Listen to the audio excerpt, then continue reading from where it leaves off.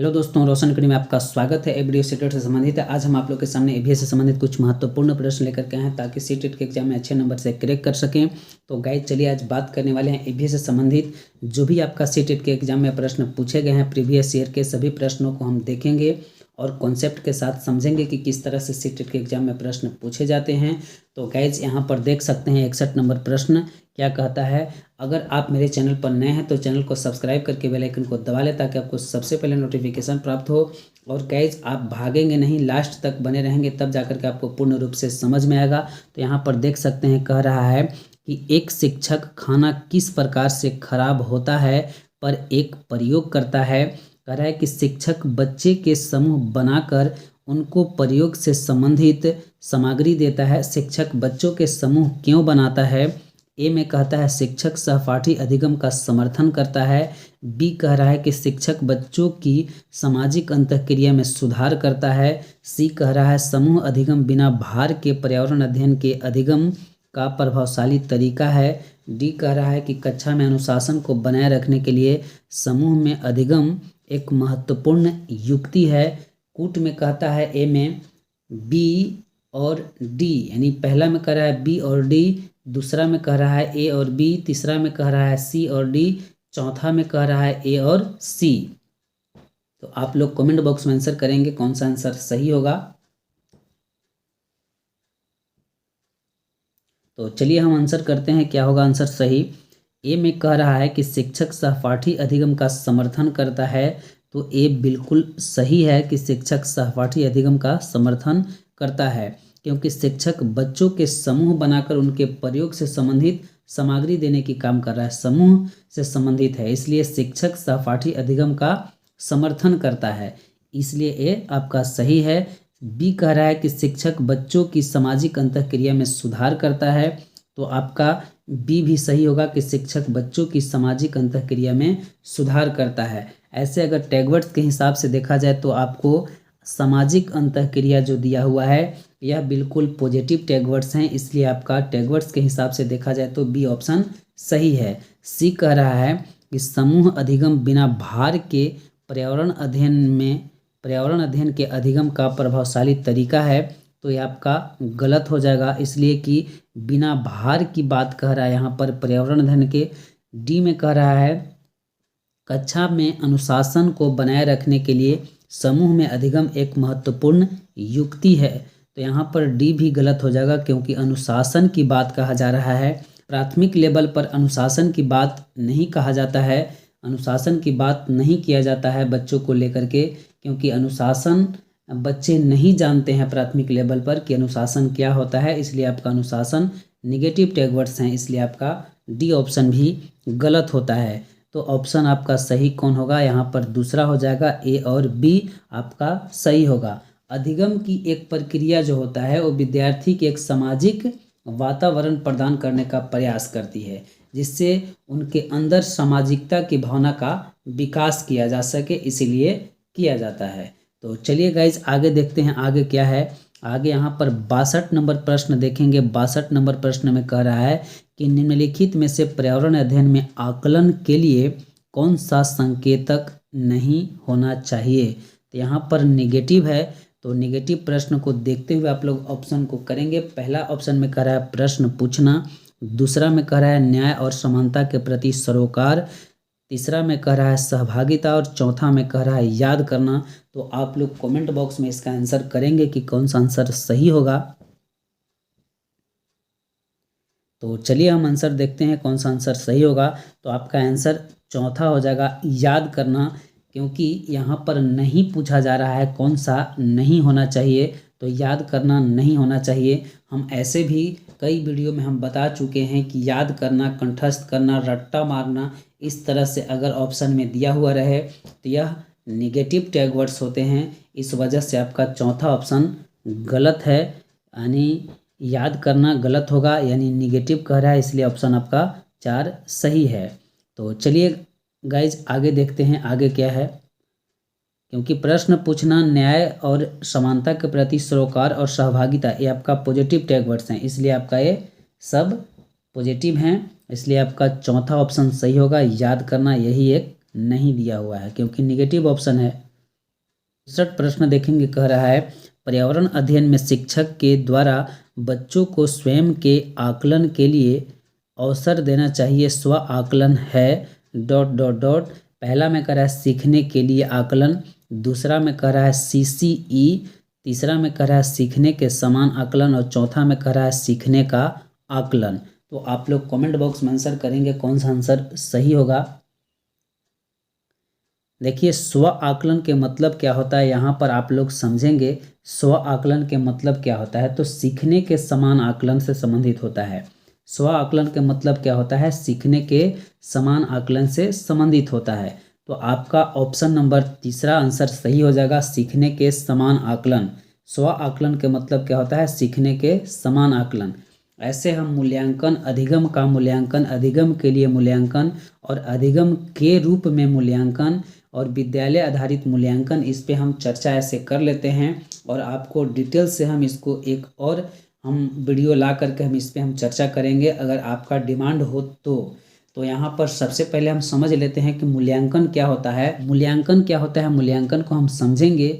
मूल्यांकन होता है कि शिक्षण को आगे बढ़ाने की क्रियाएं कितनी सफल रही, इसके कारण हम लोग मूल्यांकन करते हैं। अब हम समझते हैं कि अधिगम का मूल्यांकन क्या होता है। तो अधिगम का मूल्यांकन जो होता है, जब शिक्षक बच्चों को सिखा देता है तब जांचता है कि शिक्षार्थी ने कितना सीखा, इसी को हम अधिगम का मूल्यांकन कहते हैं।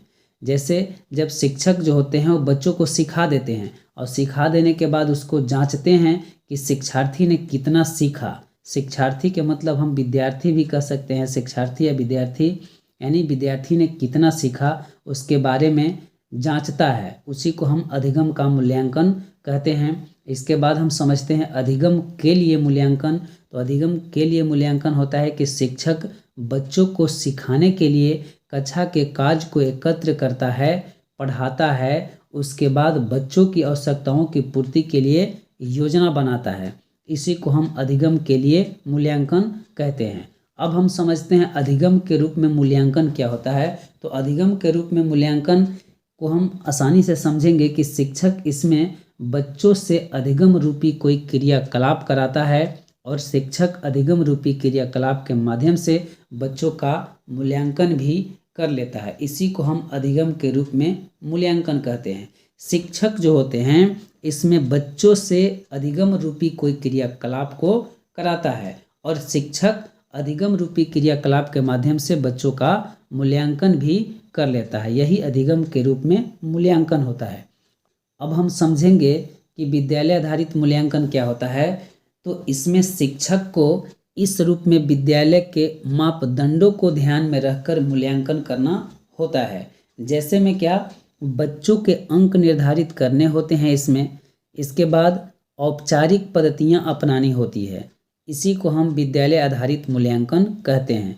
क्योंकि विद्यालय आधारित मूल्यांकन में बच्चों को अंक निर्धारित करने होते हैं और औपचारिक पद्धतियां अपनानी होती है, इसलिए इसको हम विद्यालय आधारित मूल्यांकन करते हैं। तो आई होप, हम उम्मीद करते हैं कि गाइस समझ गए होंगे।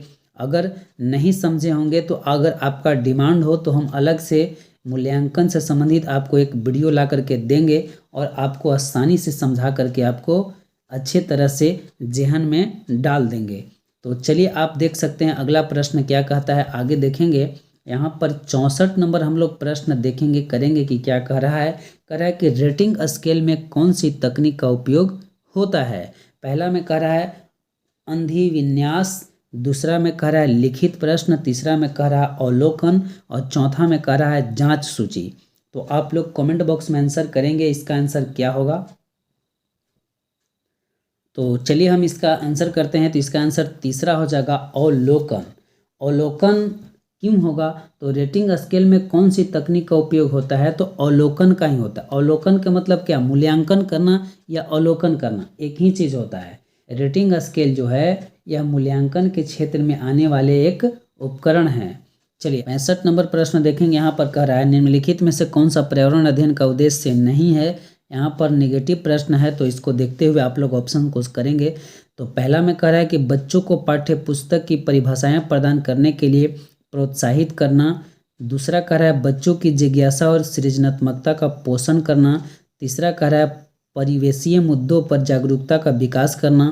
चौथा कह रहा है बच्चों को स्वयं अपने हाथ में कार्य करने और खोजने के क्रियाकलापों से जोड़ना। तो आप लोग आंसर करेंगे कौन सा आंसर सही होगा, क्योंकि निगेटिव प्रश्न कर रहा है तो नहीं वाले यानी नकारात्मक ऑप्शन कौन सा है उसको हम चुनेंगे। तो चलिए हम देखते हैं आंसर कौन सा होगा। तो यहाँ पर पहला में कह रहा है बच्चों को पाठ्य पुस्तक की परिभाषाएं प्रदान करने के लिए प्रोत्साहित करना। यहाँ पर परिभाषा जो आपका एक वर्ड दिखाई दे रहा है यही आपका एक निगेटिव दिखाई दे रहा है। यहाँ पे परिभाषाएं जो होते हैं वो आपका निगेटिव टैग वर्ड्स होते हैं, इसलिए आपका यही आंसर हो जाएगा पहला। दूसरा में कह रहा है कि बच्चों की जिज्ञासा और सृजनात्मकता का पोषण करना। तो सृजन और पोषण करना और जिज्ञासा ये जो है पॉजिटिव टैग वर्ड्स होते हैं, इसलिए आपका ये पॉजिटिव है, इसलिए दूसरा तो होगा नहीं क्योंकि निगेटिव पूछा जा रहा है प्रश्न में। तीसरा कह रहा है परिवेशीय मुद्दों पर जागरूकता का विकास करना। तो परिवेश से संबंधित जो भी होते हैं ये भी पॉजिटिव टैग वर्ड्स होते हैं। यहाँ पर देख सकते हैं परिवेश की बात कहा जा रहा है, इसलिए ये भी आपका पॉजिटिव टैग वर्ड्स है। यहाँ पर जिज्ञासा था दूसरा में और सृजनात्मकता था, लेकिन तीसरा में परिवेश दिया हुआ है, इसलिए ये भी आपका पॉजिटिव है। चौथा कह रहा है कि बच्चों को स्वयं अपने हाथ से कार्य करने और खोजने। यहाँ पर खोजने से संबंधित है और अपने हाथ से कार्य करने की बात कहा जा रहा है, इसलिए ये भी आपका पॉजिटिव है। इसलिए आपका पहला आंसर हो जाएगा बच्चों को पाठ्य पुस्तक की परिभाषाएं प्रदान करने के लिए प्रोत्साहित करना। परिभाषा शब्द जो होते हैं वो निगेटिव टैग वर्ड्स होते हैं और प्राथमिक लेवल पर परिभाषा तो बताना ही नहीं है, इसलिए आपको पहला ऑप्शन सही होगा। चलिए आगे देखते हैं 66 नंबर प्रश्न क्या कहता है।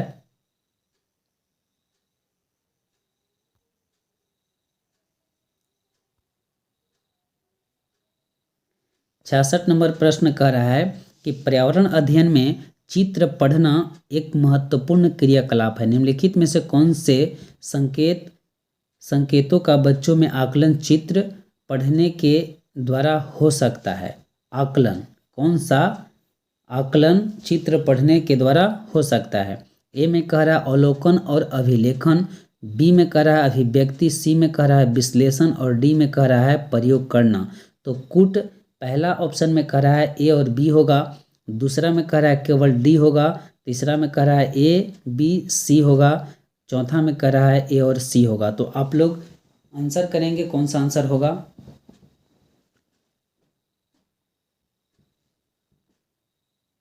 तो चलिए हम आंसर देखते हैं कौन सा होगा। यहाँ पर ए में कह रहा है अवलोकन और अभिलेखन, तो ये तो बिल्कुल सही है कि अवलोकन और अभिलेखन होगा।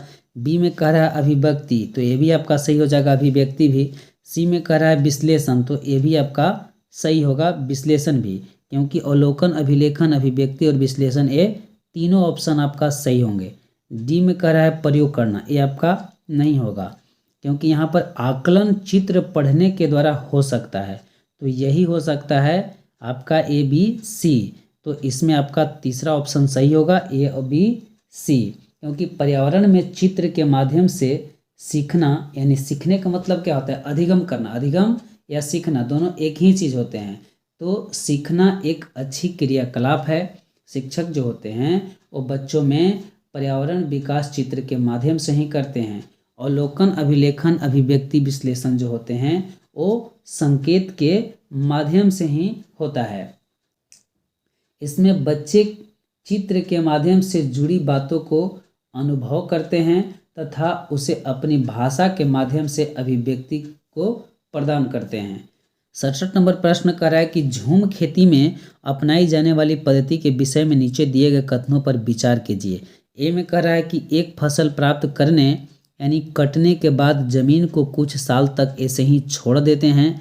बी कह रहा है कि इस जगह जो बांस या खरपतवार यानी जंगल उग आता है उसे उखाड़ कर जला देते हैं। सी कह रहा है खरपतवार यानी जंगल आदि को जलाने पर प्राप्त राख को खाद की तरह प्रयोग में लाते हैं। डी कह रहा है कि जब इस जमीन में खेती की जाती है तो बीज छिड़कने से पहले इसे गहरा जोता जाता है। कूट ए में कहता है पहला में कि ए और डी होगा, दूसरा में कह रहा है कि केवल ए होगा, तीसरा में कह रहा है केवल डी होगा, चौथा में कह रहा है बी और सी होगा। तो आप लोग कमेंट में इसका आंसर लिखें कि इसका आंसर क्या सही होगा, क्योंकि ये एनसीईआरटी बुक्स से संबंधित है।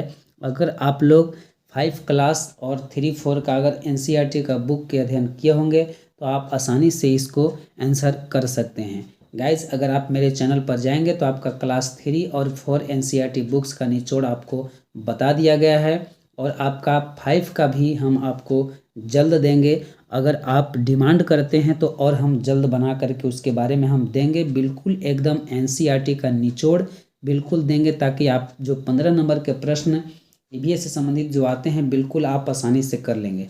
तो चलिए हम आंसर देखते हैं 67 नंबर के क्या कह रहा है।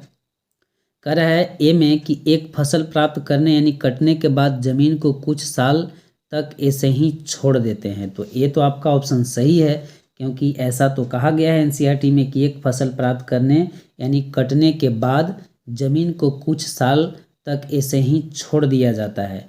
बी तो आपका होगा नहीं। कह रहा है कि इस जगह जो बांस या खरपतवार जंगल उग आता है उसे उखाड़ कर जला देते हैं। तो ऐसा नहीं कहा गया है एनसीईआरटी बुक्स में, आप देखेंगे।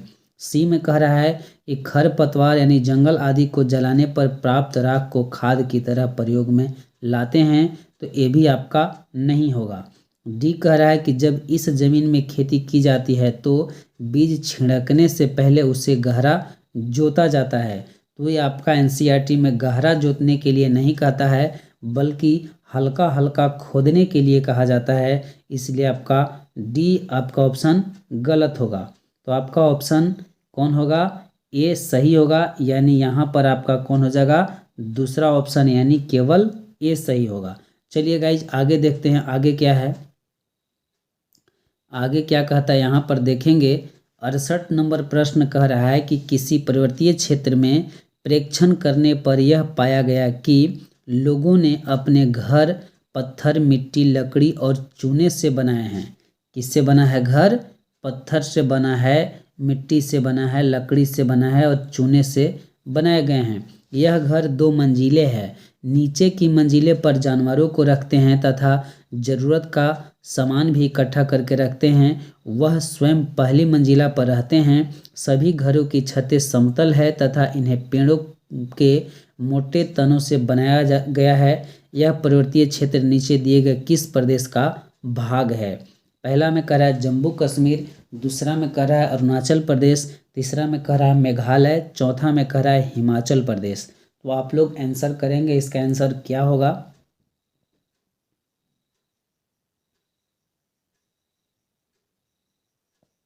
तो चलिए इसका आंसर हो जाएगा कौन? पहला आंसर हो जाएगा जम्मू कश्मीर, जिसको हम लद्दाख भी कहते हैं, लेह लद्दाख जो होता है। अगर ऑप्शन में अगर इस तरह से लद्दाख भी दिया रहे तो आपका लद्दाख भी आंसर सही होगा, लेकिन आपका जम्मू कश्मीर दिया हुआ है तो आप लोग जम्मू कश्मीर लगाएंगे। लद्दाख दिया रहेगा तो आप लोग लद्दाख लगाएंगे, वो भी आपका सही होगा। चलिए आगे देखते हैं आगे क्या है। 69 नंबर प्रश्न देखेंगे। 69 नंबर प्रश्न देखेंगे। यहाँ पर कह रहा है आदिवासी हजारों साल पहले से कांसा के चीज़ें बनाते आए हैं। आज भी हमारे घरों में कांसा का उपयोग होता है। कांसा के विषय में निम्नलिखित में से सबसे सही कथन को चुनिए, कौन सा सही है? तो आप लोग पहला ऑप्शन में देखेंगे, कह रहा है यह तांबे यानी कॉपर और टीन का मिश्रण है। दूसरा में कह रहा है कि यह एल्यूमिनियम और तांबे कॉपर की भांति एक तत्व है। तीसरा कह रहा है कि यह पीतल और तांबे कॉपर का मिश्रण है। चौथा कह रहा है कि यह तांबे कॉपर जस्ता जिंक तथा एल्युमिनियम का मिश्रण है। तो आप लोग आंसर करेंगे कौन सा आंसर सही होगा, क्योंकि कांसा के चीज़ें से बनाए जाते हैं तो कांसा का उपयोग होता है। कांसा के विषय में सबसे सही कथन को चुनना है, आप लोग आंसर करेंगे। ऐसे भी आपको हम जो ईवीएस बता रहे हैं तो उसमें भी पहले भी आपको प्रश्न में पूछा गया था, तो हम आपको ट्रिक के माध्यम से भी हम बता दिए थे। तो आप लोग अगर वो वीडियो देखे होंगे तो आप आसानी से समझ गए होंगे। बिल्कुल वह जो ट्रिक बताया गया है बिल्कुल एकदम इजी यानी जिह्वा पर रहेगा। जब आप प्रश्न को पढ़ेंगे, इस तरह से प्रश्न पूछे जाएंगे तो आप देखते के साथ आप आंसर करेंगे, एकदम 1 सेकंड में इसका आंसर कर लेंगे, अगर वो आप ट्रिक को देख लिए होंगे तो गाइज आप लोग इसमें आंसर करें कौन सा आंसर सही होगा 69 के। तो चलिए 69 के पहला हो जाएगा, यह तांबे यानी कॉपर और टीन का मिश्र धातु है। ये आपका पहला आंसर सही होगा।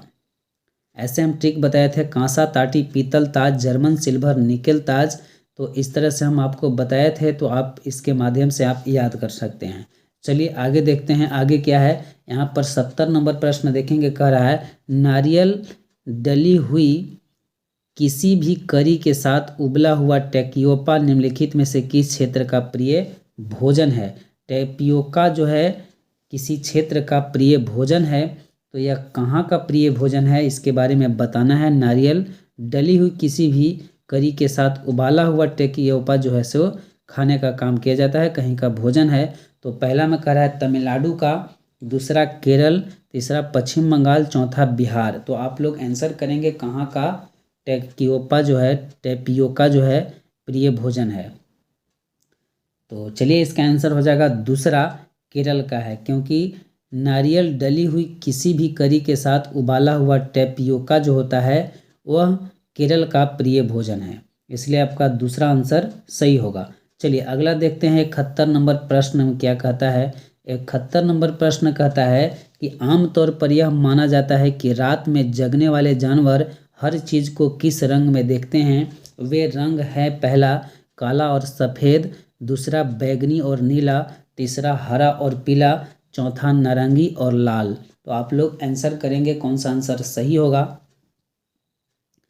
आमतौर पर रात में जगने वाला जानवर किस चीज़ को रंग देखते हैं, तो आप लोग इसमें आंसर करें। तो चलिए इसका आंसर आपका पहला हो जाएगा काला और सफ़ेद। जो रात में जगने वाले जानवर होते हैं वह काला और सफ़ेद को देखते हैं। 72 नंबर प्रश्न देखेंगे, कह रहा है केंचुओं को किसानों का मित्र माना जाता है। तो बिल्कुल सही है कि केंचुए को किसानों का मित्र माना जाता है। इसके लिए निम्नलिखित में से सही कारणों को चुनिए। ए में कह रहा है कि केंचुए मृत पत्तियों और पौधे को खाते हैं तथा इनके मल से ज़मीन उपजाऊ बनती है। तो यह बिल्कुल सही है कि इनके मल से ज़मीन जो है से उपजाऊ बनती है। बी में कह रहा है कि केंचुए खरपतवार खाते हैं जिससे मुख्य फसल की रक्षा होती है। तो यह बिल्कुल गलत है, ऐसा कुछ नहीं है। चलिए आगे देखते हैं अगला ऑप्शन क्या कहता है। तो अगला ऑप्शन कह रहा है कि सी में केंचुए ज़मीन में छेद बनाता है जिससे ज़मीन पोली हो जाती है। तो ये भी आपका सही है। आप लोग देखे होंगे कोई भी फसल जब धान के हम उपजाते हैं उसके जड़ तक आप देखे होंगे कि इस तरह से टिल्हेनुमे आकार का और जो केंचुए जो होते हैं बना करके ऊपर तक मिट्टी को पोली बना करके ऊंचा कर देते हैं। इसलिए केंचुए जो होते हैं ज़मीन को छेद करते हैं और जिससे ज़मीन पोली हो जाती है। और डी में कह रहा है कि केंचुए द्वारा बनाए गए छेदों से ज़मीन को आसानी से हवा और पानी मिल जाता है। तो ये आपका डी भी सही है कि आपका आंसर कौन सा होगा। तो आपका आंसर हो जाएगा ए सी डी। तो ए सी डी कौन में है, तो आपका चौथा आंसर सही होगा ए सी डी। ए सी डी आपका सही हो जाएगा। चलिए आगे देखते हैं 73 नंबर प्रश्न क्या कर रहा है। 73 नंबर प्रश्न कर रहा है हमारे देश के मानचित्र में झारखंड कहाँ पर स्थित है। पहला छत्तीसगढ़ के दक्षिण पूर्व में, दूसरा उत्तर प्रदेश के पश्चिम में, तीसरा पश्चिम बंगाल के पूर्व में, चौथा उड़ीसा के उत्तर में। तो आप लोग कमेंट बॉक्स में आंसर करेंगे कौन सा आंसर सही होगा। यहाँ पर देख सकते हैं, यहाँ पर आपका उड़ीसा है, यहाँ पर उड़ीसा है और यहाँ पर झारखंड है। तो जिस तरह से नक्शा होना चाहिए उस तरह से तो नहीं है, लेकिन आप लोग इसी में समझेंगे और आप ओरिजिनल नक्शा जो होगा आप वहाँ पर देख लेंगे। इसके बाद आप एग्ज़ाम हॉल में जाएंगे तो आप आसानी से इससे संबंधित जो भी प्रश्न पूछे जाएंगे आप आसानी से कर लेंगे, क्योंकि इससे संबंधित एक प्रश्न जरूर पूछे जाते हैं। आप लोग जरूर देख लेंगे नक्शा को, कौन राज्य कहाँ पर स्थित है। तो हम ऐसे बता देते हैं आप लोग को, यहाँ पर झारखंड है, इसके नीचे अगर आएंगे तो आपका उड़ीसा है। तो उड़ीसा के यहाँ पर कर है हमारे देश के मानचित्र में झारखंड कहाँ स्थित है, तो उड़ीसा के उत्तर में स्थित है। इसलिए आपका चौथा ऑप्शन सही होगा। 73 के कौन सा होगा, चौथा सही होगा, क्योंकि उड़ीसा के उत्तर में है, यही आपका सही होगा। छत्तीसगढ़ के दक्षिण पूर्व में है तो आपका होगा नहीं, दूसरा भी नहीं होगा उत्तर प्रदेश के पश्चिम में, ये भी नहीं होगा, तीसरा भी नहीं होगा पश्चिम बंगाल के पूर्व में। आपका चौथा हो जाएगा उड़ीसा के उत्तर में है, क्योंकि यहाँ पर जब उड़ीसा है और यहाँ पर झारखंड है तो क्या होगा, उड़ीसा के उत्तर में हो जाएगा। चलिए आगे देखते हैं अगला प्रश्न क्या कहता है। 74 नंबर प्रश्न यहाँ पर देखेंगे, निम्नलिखित में से पेट्रोलियम से क्या प्राप्त नहीं होता है। ये निगेटिव प्रश्न है, यहाँ पर देख सकते हैं कह रहा है नहीं होता है। तो पहला में कह रहा है कोयला, दूसरा में कह रहा है डीजल, तीसरा में मोम और चौथा में ग्रीस। तो कौन सा ऑप्शन सही होगा आप लोग कमेंट बॉक्स में आंसर करेंगे। पेट्रोलियम से क्या प्राप्त नहीं होता है, तो यहाँ पर पहला हो जाएगा कोयला पेट्रोलियम से प्राप्त नहीं होता है। चलिए आगे देखते हैं अगला प्रश्न क्या कहता है। 75 नंबर प्रश्न, निम्नलिखित में से त्योहारों के उस समूह को चुनिए जिन्हें पूर्णिमा को मनाया जाता है। तो आप लोग जानते होंगे कि पूर्णिमा को क्या कौन सा त्यौहार मनाया जाता है। तो हम लोग देखते हैं कौन कौन सा त्यौहार मनाया जाता है। पहला में कह रहा है कि दिवाली, महाशिवरात्रि, गुरु नानक जयंती। दूसरा में कह रहा है दीपावली, गुरु नानक जयंती, रक्षाबंधन। तीसरा में कह रहा है होली, महाशिवरात्रि, बुद्ध जयंती। चौथा में कह रहा है होली, रक्षाबंधन, गुरु नानक जयंती। तो आप लोग कमेंट बॉक्स में आंसर करेंगे कौन सा आंसर होगा 75 के। तो चलिए हम आंसर करते हैं। तो इसका आंसर चौथा हो जाएगा, क्योंकि पूर्णिमा को दिन होली मनाया जाता है, रक्षाबंधन मनाया जाता है और गुरु नानक जयंती मनाया जाता है। चलिए आगे देखते हैं 76 नंबर प्रश्न क्या कहता है। निम्नलिखित राज्यों के समूह में से किस एक राज्य समूह के समुद्र तट अरब सागर पर स्थित है। तो आप लोग देखेंगे पहला में कह रहा है तमिलनाडु, आंध्र प्रदेश, कर्नाटक। दूसरा में कह रहा है कर्नाटक, केरल, गुजरात। तीसरा में कह रहा है आंध्र प्रदेश, तेलंगाना, उड़ीसा। चौथा में कह रहा है केरल, कर्नाटक, पश्चिम बंगाल। तो आप लोग आंसर करेंगे। तो चलिए इसका आंसर दूसरा हो जाएगा कर्नाटक, केरल, गुजरात।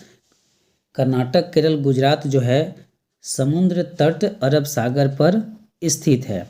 चलिए नंबर प्रश्न देखेंगे, कह रहा है कि आप एक्स पर स्थित हैं और आपका विद्यालय वाई पर स्थित है। आपके घर से आपके विद्यालय तक जाने के लिए कोई सीधी सड़क नहीं है, अतः आप पहले ए पर जाते हैं जो एक्स के ठीक उत्तर में 30 मीटर की दूरी पर है, और फिर आप बी पर जाते हैं जो ए के ठीक पश्चिम में 40 मीटर की दूरी पर है। फिर आप सी पर जाते हैं जो बी के ठीक उत्तर में 30 मीटर की दूरी पर है, और अंत में आप वाई पर अपने विद्यालय पहुंचते हैं जो सी के ठीक पश्चिम में 40 मीटर दूरी पर है। विद्यालय के सापेक्ष आपके घर की सही दिशा क्या है। तो आप लोग कमेंट बॉक्स में आंसर करें, इसका आंसर क्या होगा 77 के। सबसे पहले आपको दिशा का ज्ञान होना चाहिए कि उत्तर किधर होता है नक्शा में, उत्तर, दक्षिण, पूर्व, पश्चिम किधर होता है, इसके बारे में आपको जानकारी होना चाहिए। तो सबसे पहले इस तरह से लाइन हम लेते हैं, ऊपर में उत्तर होता है, नीचे में दक्षिण होता है, इधर पूरब होता है, इधर पश्चिम होता है। इसको आप याद रखेंगे, जब याद रहेगा तो आप आसानी से कर लेंगे। ऐसे इसमें हम बताएंगे तो आपका संभव नहीं है। अगर आपका डिमांड हो तो हम अलग से इस तरह से वीडियो जो भी आपको प्रश्न बनते हैं हम आपको करा करके देंगे। तो अगर आपका डिमांड हो तब, तो यहाँ पर देख सकते हैं इसका आंसर आपका पहला हो जाएगा दक्षिण पूरब होगा। आप लोग करेंगे क्योंकि इसमें थोड़ा सा परेशानी होते हैं बताने में। अगर अलग से अगर बताते हैं तो आपका अच्छी तरह से और डिटेल से हम इसमें बताएंगे, क्योंकि पूरी तरह से हम नहीं बता पाते हैं, नहीं इसमें हो पाता है, इसलिए नहीं बता पाते हैं। तो चलिए गाइज 79 नंबर प्रश्न देखेंगे, कह रहा है हमारे देश के एक जंगल में उस जंगल के लोगों यानी आदिवासी को खेती के लिए जमीन ग्राम सभा यानी पंचायत द्वारा एक विशेष मात्रक यानी यूनिट अथवा इकाई में, जिसे टीन कहते हैं, आवंटित की जाती है। टीन क्या है। पहला में कह रहा है कि यह भूमि का मात्रक है जिसकी अभिकल्पना विशेष रूप से जंगलों में रहने वाले किसानों के लिए की गई है। दूसरा कहता है कि वह भूमि जिसकी बीमाएँ 100 मीटर गुने 100 मीटर है। फिर कह रहा है तीसरा में वह भूमि जिस पर कोई किसान एक टीन बीज बोता है। चौथा में कह रहा है कि वह भूमि जिससे कोई किसान एक टीन बीज उत्पन्न करता है। तो आप लोग कमेंट बॉक्स में आंसर करें कौन सा आंसर सही होगा, क्योंकि यह प्रश्न जो है एनसीईआरटी बुक से संबंधित है। जो भी सीटेट के एग्ज़ाम देने की तैयारी कर रहे होंगे, अगर एनसीईआरटी बुक्स पढ़े होंगे तो आसानी से आप कर लेंगे। तो आप लोग कमेंट बॉक्स में आंसर ज़रूर करें कि इसका आंसर क्या होगा। अगर इसका आंसर आप नहीं करते हैं तो समझा जाएगा कि आप सीटेट को अच्छे तरह से तैयारी नहीं कर पा रहे हैं, आपका स्कोर नहीं आ पा रहा है। तो यहाँ पर देख सकते हैं आपका देखिए कमेंट बॉक्स में लिखने से होता है आपका कॉन्फिडेंस बढ़ता है। अगर आप कमेंट बॉक्स में लिखते हैं तो आपका कॉन्फिडेंस क्लियर होगा, बढ़ेगा। वहाँ पर भी अगर सीटेट के एग्ज़ाम में बैठेंगे तो आप आसानी से उसको करेंगे। आप लोग कमेंट बॉक्स में आंसर नहीं करते हैं, इसी वजह से दिक्कत होते हैं। तो चलिए हम इसका आंसर बता देते हैं कि 7-9 का क्या आंसर होगा। तो इसका आंसर तीसरा हो जाएगा, वह भूमि जिस पर कोई किसान एक टीन बीज बोता है। यही आपका एनसीईआरटी में दिया हुआ है, बुक में आप देखेंगे। चलिए, एक टीन का जो प्रयोग होता है उसका मिजोरम में प्रचलित है, जो भूमि मापन की स्थानीय मानक का इकाई है। ठीक है, तो आप लोग समझ गए होंगे कि वह जो है वह भूमि जिस पर कोई किसान एक टीन बीज बोता है, इसलिए आपका तीसरा ऑप्शन सही होगा। इसी प्रश्न देखेंगे, कह रहा है नीचे दिए गए शहरों में से किस एक में रेत के पहाड़ जिन्हें रेत के टीले कहा जाता है पाए जाते हैं। पहला थिम्पू, दूसरा काबुल, तीसरा अबू धाबी, चौथा वर्लिन। आप आंसर करेंगे कौन सा आंसर सही होगा।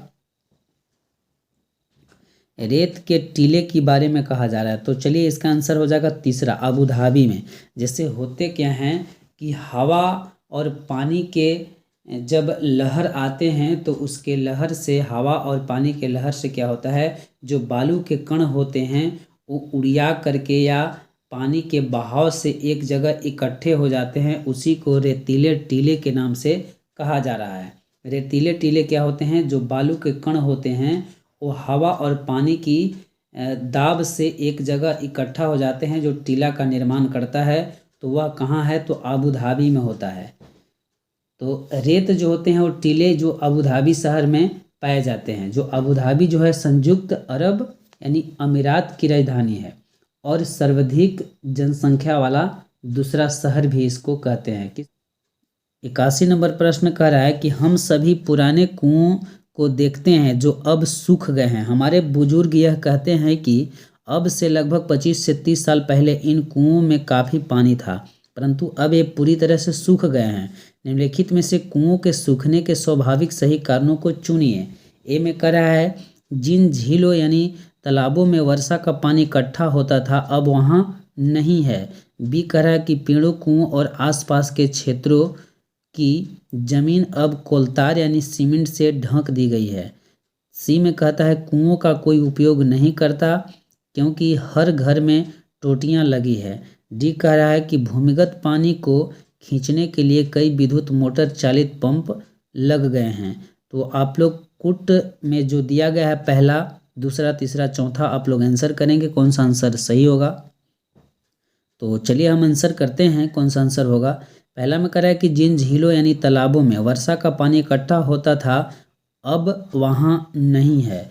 तो बात सही है बिल्कुल कि जिन झीलों यानी तालाबों में वर्षा का पानी इकट्ठा होता था अब वहाँ नहीं है। ऐसे भी आप देख सकते हैं कहीं किसी गांव या कस्बे में आप लोग रहते होंगे तो वहाँ देखते होंगे कि पहले आहर पोखर होते थे, तालाब होते थे, जो आपको आज देखने को नहीं मिलते हैं। उसको भर दिया गया, जहाँ पर आहर होते थे, तालाब होता था, उसको भर करके उसमें खेती किया जा रहा है। इस वजह से पानी की भी किल्लतें बढ़ती जा रही हैं। तो आपका ये भी सही है।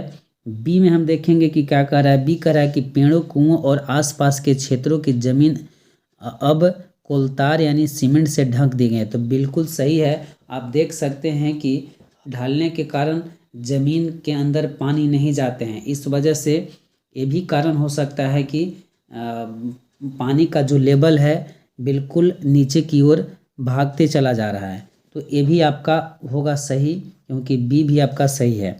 सी में कहता है कि कुओं का कोई उपयोग नहीं करता क्योंकि हर घर में टोटियां लगी होती है।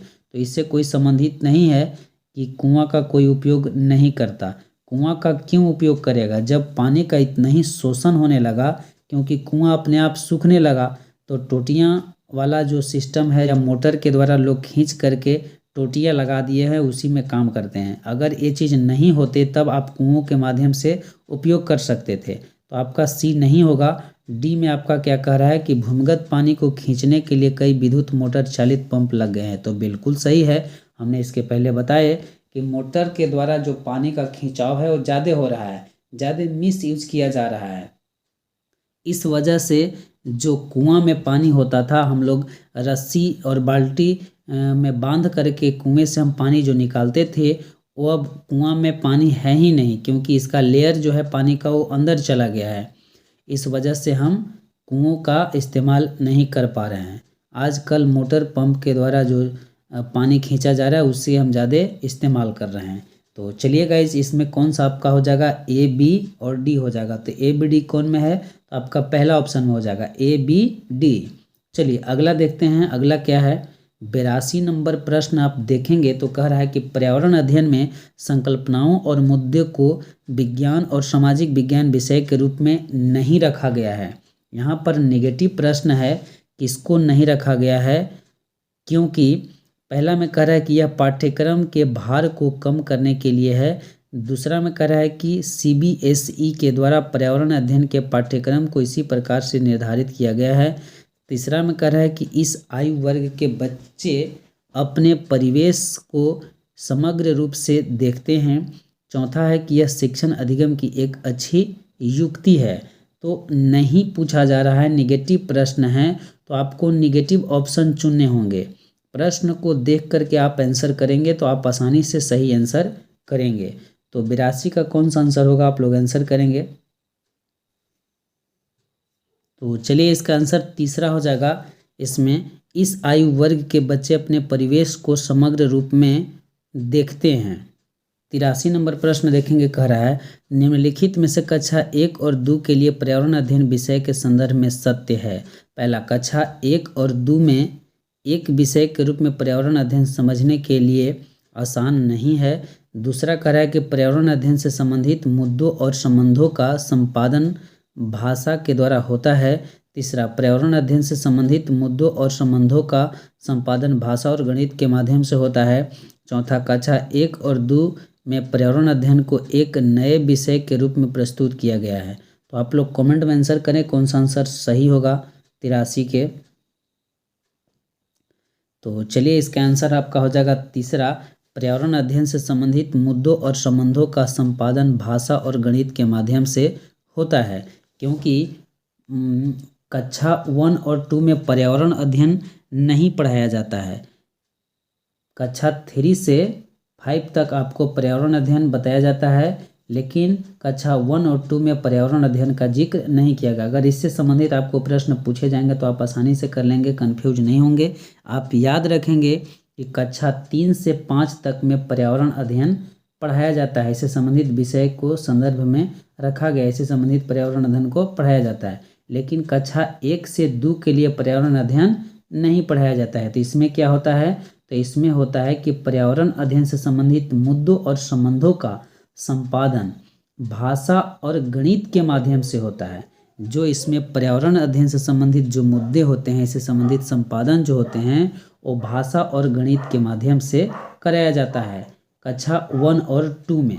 चलिए गाइज, आई होप, हम उम्मीद करते हैं कि आप समझ रहे होंगे।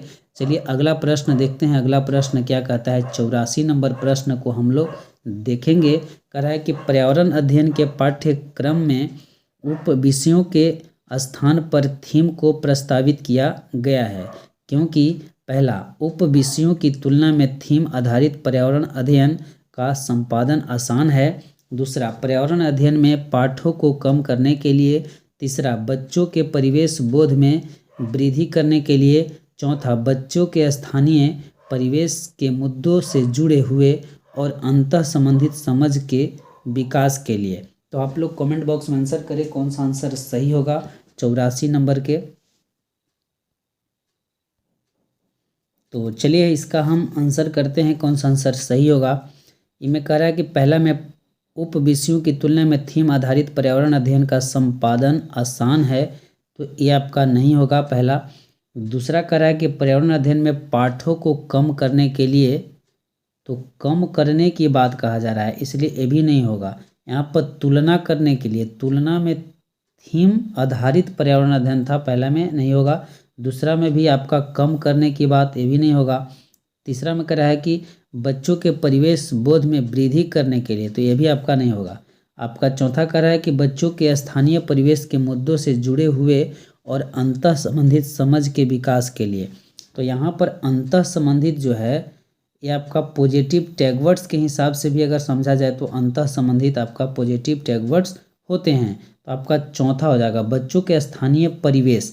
दूसरा में आपका टैगवर्ड्स है परिवेश की बात कहा जा रहा है और परिवेश के मुद्दों से जोड़ते हुए अंतः संबंधित समझ के विकास के लिए। तो इसलिए आपका चौथा ऑप्शन सही है 100%, क्योंकि अंतः संबंधित और स्थानीय परिवेश और मुद्दों से जुड़े हुए बात कहा जा रहा है चौथा ऑप्शन में, इसलिए आपका चौथा ऑप्शन सही है। देखिए थीम के बारे में बात कहा जा रहा है तो एनसीएफ 2005 में इसका जिक्र किया गया है थीम के बारे में। आप लोग एनसीएफ 5 पढ़ेंगे तो आपको थीम के बारे में पता चलेगा। ऐसे अगर आपका डिमांड हो तो हम थीम पर आधारित, थीम और उप थीम पर आधारित हम आपको एक वीडियो ला करके देंगे अगर आपका डिमांड हो तब। तो चलिए हम आगे बात करते हैं। 85 नंबर प्रश्न पर क्या कहता है, कह रहा है कि निम्नलिखित में से कौन सा वर्तमान पर्यावरण अध्ययन पाठ्यक्रम के 6 मुख्य थीमों में से एक नहीं है। इसमें नहीं जो है 6 थीम जो हैं उप थीम 4 होते हैं और 6 जो होते हैं वो मुख्य थीम होते हैं। तो 6 जो मुख्य थीम होते हैं उसमें से कौन इस ऑप्शन में नहीं होते हैं उसके बारे में पूछा जा रहा है। तो पहला में कह रहा है कि काम और खेल, दूसरा में कह रहा है भोजन, तीसरा में कह रहा है आवास, चौथा में कह रहा है हम चीज़ें कैसे बनाते हैं। तो कौन सा नहीं होते हैं 6 मुख्य उप थीमों में से। तो इसका आंसर पहला हो जाएगा काम और खेल जो होते हैं 6 मुख्य थीमों में से एक नहीं होते हैं। आवास होता है, भोजन होता है, हम चीज़ें कैसे बनाते हैं ये चीज़ होते हैं। अब हम समझते हैं, जानते हैं कि 6 उप थीम कौन कौन होते हैं। तो एनसीएफ 2005 के द्वारा कक्षा 3 से 5 में जब एनसीएफ जो पढ़ेंगे तो एनसीएफ 2005 में दिया गया है कि एनसीएफ 5 में कक्षा 3 से 5 तक के लिए इसमें पर्यावरण अध्ययन के 6 थीमों के बारे में बताया गया है। इसको 6 थीम में विभाजित किया गया है।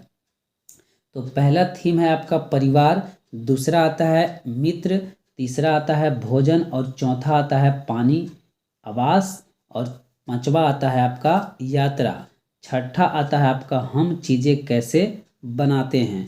तो इस तरह से आपको एनसीएफ 2005 में दर्शाया गया है क्लास 3 से 5 तक में कि पर्यावरण अध्ययन के 6 थीमों में विभाजित किया गया है। 186 नंबर प्रश्न देखेंगे, कह रहा है निम्नलिखित में से कौन सा एक पर्यावरण अध्ययन के संबंध में सत्य नहीं है। ये भी आपका निगेटिव प्रश्न पूछा जा रहा है। पर्यावरण अध्ययन के संबंध में सत्य नहीं है। पहला कह रहा है कि पर्यावरण अध्ययन वर्णनों और परिभाषाओं पर बल देता है, दूसरा कह रहा है कि पर्यावरण अध्ययन की प्राकृतिक एकीकृत है, तीसरा कह रहा है कि पर्यावरण अध्ययन बाल केंद्रित अध्ययन है, चौथा कह रहा है कि पर्यावरण अध्ययन बच्चों को अपने परिवेश को खोजने का अवसर देता है। तो पहला आपका यहाँ पर देखना है कि नहीं पूछा जा रहा है। तो नहीं जब पूछा जा रहा है तो नेगेटिव ऑप्शन कौन सा है, यानी नकारात्मक ऑप्शन कौन सा है उसको हम चुनेंगे। तो पहला में कह रहा है कि पर्यावरण अध्ययन वर्णनों और परिभाषाओं पर बल देता है। तो परिभाषा ऐसे आपको 1 to 5 में परिभाषा का जिक्र है ही नहीं, क्योंकि परिभाषा बच्चे समझ ही नहीं पाते हैं क्लास 1 से 5 तक में। इसलिए परिभाषा शब्द जिस ऑप्शन में दिखे आपको नेगेटिव टैगवर्ड्स होते हैं और वर्णन करने की बात कहा जा रहा है परिभाषा को, इसलिए आपका यही आंसर हो जाएगा पहला। दूसरा में कह रहा है कि पर्यावरण अध्ययन की प्राकृतिक एकीकृत होती है। तो बिल्कुल सही बात है, ये आपका पॉजिटिव है कि पर्यावरण अध्ययन की जो प्राकृतिक होती है वो एकीकृत होती हैं। इसके बाद तीसरा कह रहा है कि पर्यावरण अध्ययन बाल केंद्रित अध्ययन है। तो ये भी आपका सही है, ये भी पॉजिटिव है कि पर्यावरण अध्ययन जो होते हैं वो बाल केंद्रित होते हैं। आप जैसे कहेंगे वैसे बच्चों नहीं करेंगे, बच्चे जो कहते हैं उसके हिसाब से आपको पढ़ाना है, न कि अपने हिसाब से। बच्चे के हिसाब से आपको पढ़ाना है कि बच्चे कैसे सीखना चाहते हैं। चलिए चौथा में कह रहा है कि पर्यावरण अध्ययन बच्चों को अपने परिवेश को खोजने का अवसर देता है। खोजने का अवसर जो है एक ऐसे ही आपका पॉजिटिव टैगवर्ड्स हैं, इसलिए ये भी आपका पॉजिटिव है। तो आपका निगेटिव कौन है, क्योंकि प्रश्न नकारात्मक पूछ रहा है। तो आपका पहला हो जाएगा परिभाषा को बल देना, बल देने की बात भी कहा जा रहा है। तो आपका पहला आंसर सही होगा। चलिए अगला देखते हैं 87 नंबर प्रश्न क्या कहता है। 87 नंबर प्रश्न कह रहा है, निम्नलिखित में से क्या एक पर्यावरण अध्ययन में ज्ञान की रचना में बहुत ही महत्वपूर्ण है।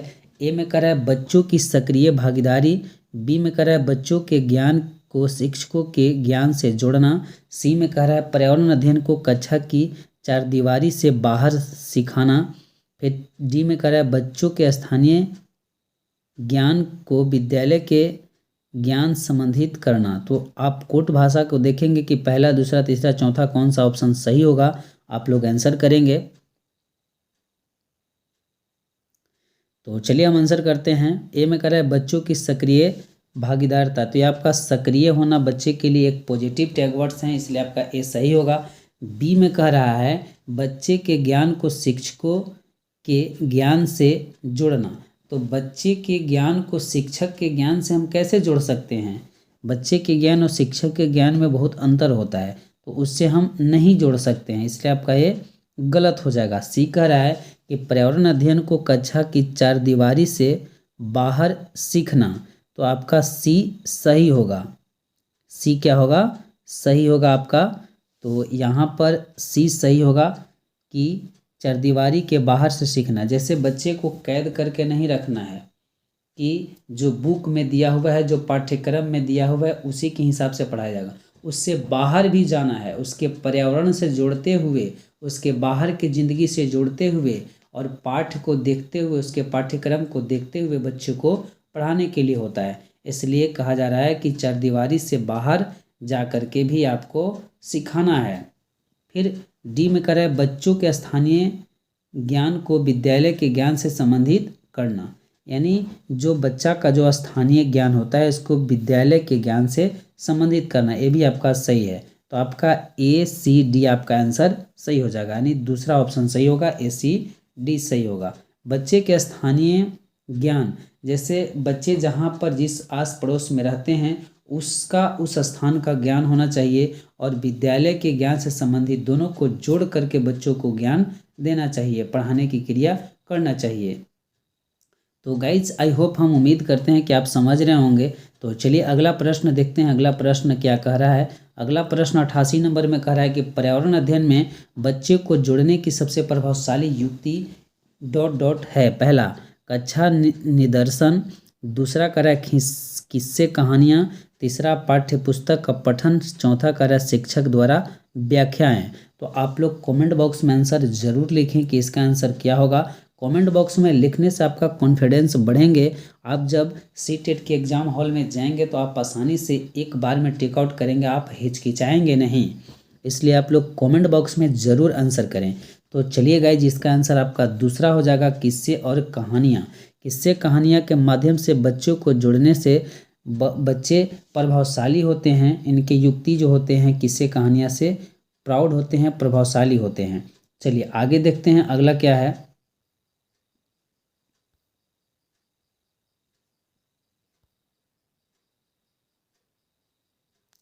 89 नंबर प्रश्न देखेंगे, कह रहा है कि एक शिक्षक हमेशा क्रियाकलापों को कराने के बाद प्रश्नों और चर्चाओं का संचालन करता है। क्रियाकलापों, प्रश्नों और चर्चाओं के संचालन करने का उद्देश्य। ए में कहता है बच्चों की प्रक्रिया कौशलों का आकलन, बी में कह रहा है बच्चों को खोजने का अवसर देना, सी में कह रहा है बच्चों को अपनी अभिव्यक्ति का अवसर देना, डी में कह रहा है कि बच्चे में उसके सीखने की गति के आधार पर विभेद करना। तो कुट पहला, दूसरा, तीसरा, चौथा इसमें से कौन सा आंसर सही होगा, आप लोग कमेंट बॉक्स में आंसर करें। तो कौन सा आंसर सही होगा। तो चलिए हम इसका आंसर करते हैं, कौन सा आंसर सही है। तो पहला में कह रहा है ए में बच्चों की प्रक्रिया कौशल का आकलन। तो ये तो आपका सही है कि बच्चों की प्रक्रिया कौशल का आकलन ये तो होना चाहिए। दूसरा कह रहा है बच्चों को खोजने का अवसर। अवसर शब्द ऐसे भी पॉजिटिव टैग वर्ड्स हैं, इसलिए अवसर आपका सही है, यानी बी भी सही है। खोज पर आधारित यानी अवसर देना, ये भी आपका सही है। तो सी कह रहा है कि बच्चों के आपसी अभिव्यक्ति का अवसर देना। तो बच्चों को आपसी अभिव्यक्ति का तो अवसर देना ही होगा, अब अवसर उसको देना होगा, अभिव्यक्ति की आज़ादी देना होगा, तब जाकर के वो अपने अवसर के हिसाब से बच्चे सीखने की कोशिश करेगा। तो इसलिए बच्चों को अपनी अभिव्यक्ति का अवसर देना, ये आपका ऑप्शन सही है। डी में कह रहा है बच्चों को अपने सीखने की गति के आधार पर विभेद करना। विभेद क्यों करेंगे भाई, यही तो आपका निगेटिव है, यानी डी आपका ऑप्शन गलत हो जाएगा। विभेद आप नहीं कर सकते हैं बच्चों में, तो आपका आंसर कौन सा हो जाएगा, पहला हो जाएगा ए बी सी, आपका डी गलत हो जाएगा। चलिए आगे देखते हैं। 90 नंबर प्रश्न देखेंगे, कह रहा है कि पर्यावरण अध्ययन में बच्चे को पाठ्य पुस्तकों और शिक्षकों के अलावा अन्य स्रोतों की मदद लेने के लिए प्रोत्साहित करना चाहिए। क्योंकि अलावा कह रहा है, किसके अलावा, कोई ऐसा इसमें ऑप्शन जो है ए बी सी डी, इसमें से किसके अलावा जो है मदद करने के लिए प्रोत्साहित करना चाहिए। तो इसमें एक कह रहा है कि पर्यावरण अध्ययन सीखने के लिए पाठ्य पुस्तक और शिक्षक ही स्रोत नहीं हैं। बी कह रहा है कि यह पर्यावरण अध्ययन सीखने के लिए समुदायों और माता पिता की उपस्थिति का विकास करेगा। सी कह रहा है कि यह शिक्षकों को बच्चों की पृष्ठभूमि को जानने का अवसर देगा। डी कह रहा है कि यह बच्चों को सौंदर्यगत और मनोक्रियात्मक कौशल का विकास करेगा। तो आप लोग कमेंट बॉक्स में आंसर करें, इसका आंसर क्या होगा। तो चलिए इसका आंसर हम देखते हैं क्या है। ए में कह रहा है कि पर्यावरण अध्ययन सीखने के लिए पाठ्य पुस्तक और शिक्षक ही स्रोत नहीं हैं। तो यही तो है, क्योंकि अलावा पूछ रहा है, ये एक नहीं होगा। बी में कह रहा है कि यह पर्यावरण अध्ययन सीखने के लिए समुदायों और माता पिता की उपस्थिति का विकास करेगा। ये भी नहीं होगा, पर्यावरण अध्ययन सीखने के लिए समुदाय और माता पिता की उपस्थिति का विकास करेगा। तो जी नहीं, ये भी नहीं होगा। इसके बाद कह रहा है कि सी में कह रहा है कि यह शिक्षकों को बच्चों की पृष्ठभूमि को जानने का अवसर देगा। तो ये भी नहीं होगा। डी कह रहा है कि यह बच्चों के सौंदर्यगत और मनोक्रियात्मक कौशल का विकास करेगा। तो ये आपका नहीं होगा, क्योंकि किसके अलावा पूछ रहा है। तो इन तीनों के अलावा स्रोतों की मदद के लिए प्रोत्साहित करना चाहिए, लेकिन इसके अलावा, किसके अलावा, ए बी सी के अलावा। तो आपका तीसरा ऑप्शन सही होगा, ए बी सी के अलावा स्रोतों की मदद के लिए प्रोत्साहित करना चाहिए। तो गाइज आई होप, हम उम्मीद करते हैं, आपसे आशा करते हैं कि यह वीडियो आपको अच्छा लगा होगा। अगर यह वीडियो आपको अच्छा लगा तो आप कमेंट बॉक्स में लिख सकते हैं कि आपका यह वीडियो कैसा लगा। तो आज का इतना ही, फिर हम अगले वीडियो में मिलेंगे। यह वीडियो देखने के लिए धन्यवाद। जय हिंद, जय भारत।